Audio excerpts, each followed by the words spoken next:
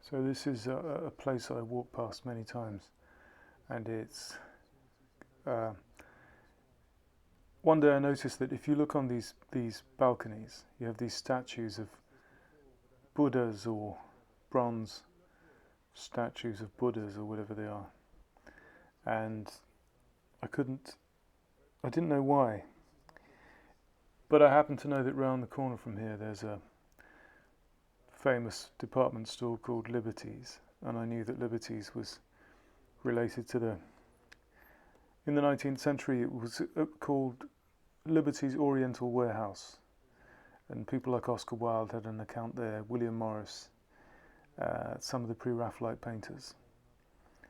So I kind of wondered whether maybe this was the original Liberty's, and that would explain the Oriental ships. Those are ships up there, obelisks.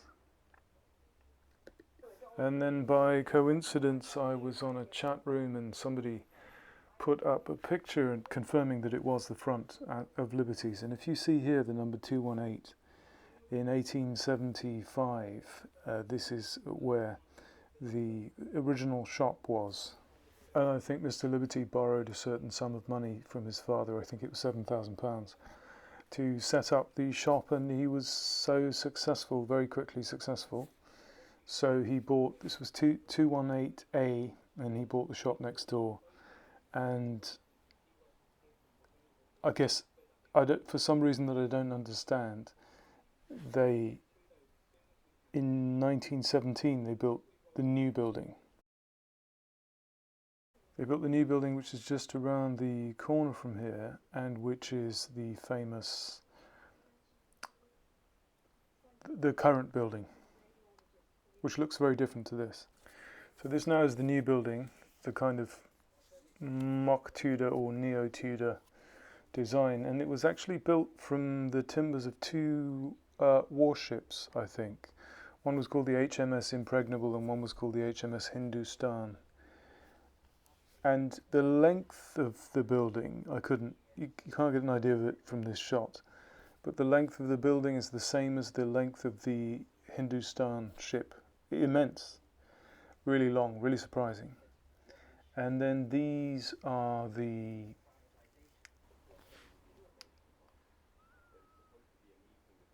camera wandering aimlessly. Yeah, the tunnel. So the best view of the tunnel is from the other side of this bridge. I think it's one of the best views in London. If the camera stops faffing around, go through the tunnel. Yeah, so this is from the other side. It's a gorgeous view. So the first one is next to the sign of the pub, that's one tunnel. The other one with the Tudor facade, that's painted on because they're refurbishing it, but it's beautiful. And then this pink building on the side is the famous Carnaby Street in the 60s, famous for fashion.